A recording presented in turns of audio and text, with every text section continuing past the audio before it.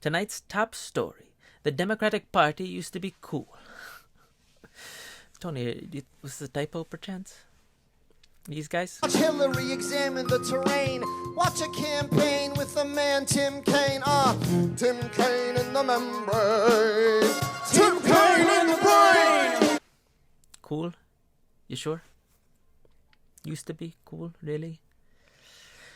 Well, this is news to me, folks, but apparently the Democratic Party used to be cool and fight for the working class. At least that's what my cameraman Tony claims, and, well, let's indulge him and find out if there's any truth to this. So, let's take a look at the Democratic Party, and if they used to be cool, and if they can be cool once more. Now, the Democratic Party used to be very different than the party we know and, know today. You see, back in the Civil War days, they largely sided with the racist Confederate slaveholders. Wait a minute, Tony. Please tell me this is not what you meant by cool. Oh, thank God. Thought I was going to have to fire you for being absurdly racist. Oh, what a relief. Okay. Well, good news, folks. My cameraman Tony's not a racist shithead. But the Democratic Party used to be, and appropriately after the Civil War, they ate shit. For a really, really long time. Holy cow, that is a lot of shit eating. It was so bad, folks, that between the presidency of Abraham Lincoln, who fought the Civil War, and the presidency of Woodrow Wilson, who fought World War I, the Democrats only elected 2 presidents. And both of them were Grover Cleveland. I guess things were so bad for the Democrats that even their one 2-term president had to squeeze in an L in the middle. Then, by 1928, they... Holy cow, we're still eating shit. I was not expecting that. That is embarrassing.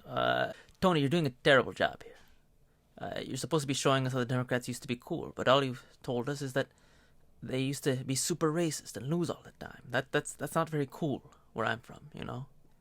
Okay, apparently we aren't there yet. I'll keep reading the teleprompter. Then in 1929, a miracle happened. Oh, wait, did I say miracle? I meant global catastrophe. Always get those two mixed up for some reason. You see, the Great Depression happened, and suddenly a third of Americans went from having jobs to, not having jobs. And the Republican response was, to do nothing, which turned out to be very unpopular for some reason. Go figure. Now, despite the do-nothing option being incredibly unpopular, some Democrats thought, hey, let's copy that one. I suppose they were just worried that they might actually win for once, and then who would they be? Certainly not the Democrats we've been talking about thus far. Oh, and these Democrats tended to also be very wealthy and corporately aligned. I suppose that maybe also has something to do with why they didn't want to do anything to help people. But, thankfully, in 1932, the Democrats decided to go not with those corporate do-nothing dummies, but rather with a man named Franklin Delano Roosevelt, or FDR for short, to lead the party. The thing about FDR that made him so radical and different from other Democratic leaders of the past was that he wasn't an idiot. You see, shit was pretty bad, kind of like it is now, and a lot of people had started to lose faith in the Democrats and the Republicans, and third parties started to gain popularity and appeal. So instead of taking ideas from the Republicans, who were very unpopular at the time, like those corporate Democrats wanted to do, FDR thought, hey, maybe we should take ideas from these very popular third parties instead. And so he took ideas from groups like the American Labor Party and the Farmers' Labor Party and the Socialists. And he allied himself with leaders from those parties because even though they weren't Democrats, they were winners, and the Democrats weren't always winners. Like those corporate do-nothing Democrats who were so offended by FDR's whole let's do things to help people policies that they went on to form a party of their own called the American Liberties League, and in the great tradition of the Democratic Party that they were hoping to preserve, they ate shit. FDR, on the other hand, went on to form the greatest coalition the Democratic Party has ever known. The New Deal Coalition. Political parties, they're actually pretty similar to real parties, you see. They're only as good as the people who are actually in them. Tony, for instance, throws real shit parties because he doesn't have any alcohol, so only the interns go, which is it's a terrible time. FDR, on the other hand, threw a raging banger that everyone wanted to be in. And I mean quite literally threw a raging banger. You see, he got rid of prohibition, which meant everyone could have a drink for the first time in like 12 years, which proved to be very popular. Go figure. FDR didn't just give everyone a drink in the middle of a very stressful, humongo depression, although that certainly helped. He also promised to actually do things for people. I know, it's crazy. But with his New Deal plan, he planned to actually give people jobs and embolden labor unions and make it so they don't starve and stuff. I know. No, it sounds crazy. But it was crazy enough to work, because suddenly people from all walks of life wanted to hop on that New Deal dig. You see people, labor unions and blue-collar workers and rural white southerners and minorities and people in the cities who were intellectuals. They all suddenly wanted a bit of that New Deal dick.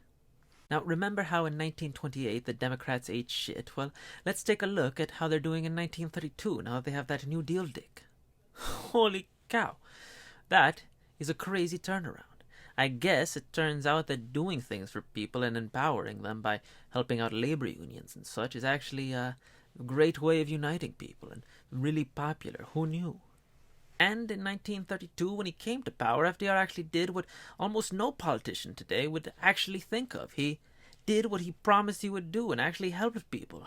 You know, frankly, I didn't even know you could do that in politics. I thought it was mostly about giving nice speeches or sending out insane tweets, you know. But it turns out that with the presidency can actually be used to materially help people's lives. What a concept. Who knew? Fascinating. Fascinating stuff. You see, FDR and the New Dealers passed a bunch of laws, like laws to protect labor unions' rights to organize, which led to a 5-fold increase in union membership under his presidency, and big public work projects, which put Americans back to work doing useful things, like building out our infrastructure, and raising taxes on the rich. It was actually one of the only times in American history where wealth inequality got better. And he also raised regulations so that we wouldn't have massive economic crashes every generation or so. I mean, what a crazy concept, right? He also made Social Security so that poor people who were old didn't just die in ruin. It was obviously a bold course of action that was somewhat divisive, so he lost some support, but luckily in 1936 he still won an— oh wait, that's an even more humongous election, my bad. Scratch that. Apparently people like it when you actually do things to help them.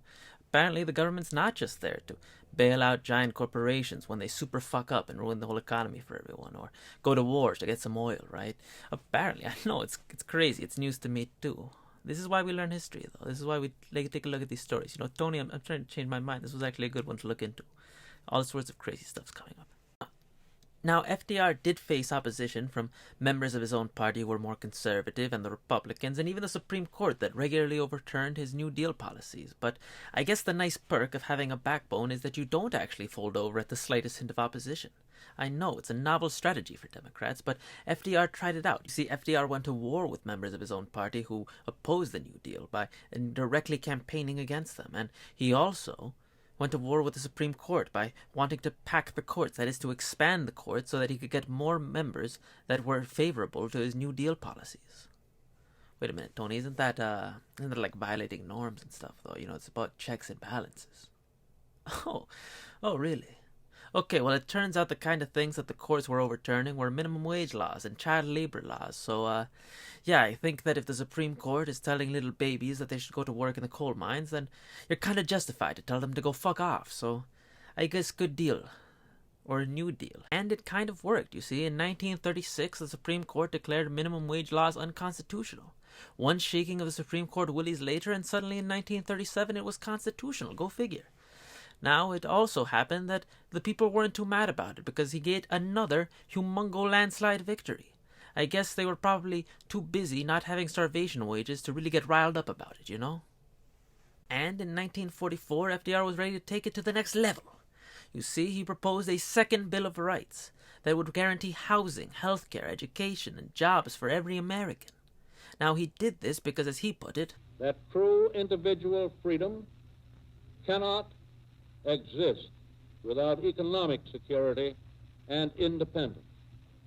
Necessitous men are not free men. People who are hungry, people who are out of a job, are the stuff of which dictatorships are made. Tony, okay, I'll admit that last line gave me a little bit of goosebumps with the dictatorship. I mean, maybe the Democrats used to be a little cool. Okay, fine, you win.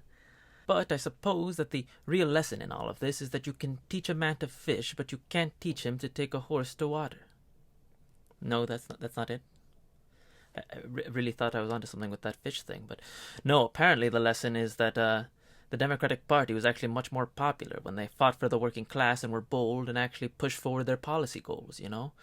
And that corporate Democrats are actually a bunch of poo-poo heads who don't really know anything about being well-liked. Who knew? I guess it's actually a more compelling argument for people if you show them that you're actually willing to fight for them instead of having a celebrity sing a song like Tim Kaine in the membrane. But wait a minute, Tony. If the Democrats used to be cool and have a backbone, what happened? Oh, apparently that's what we'll be taking a look at next week, so subscribe if you want to be notified about that, and if you want a hint at why the Democrats might be a little bit less cool than they used to be, maybe check out our last episode about how Congress is actually a bunch of telemarketers now. It's bananas. And anyway, like, subscribe, hit that like button, do the thingy. Fucking nailed it. Okay, that's the episode, folks. Hope you enjoyed it.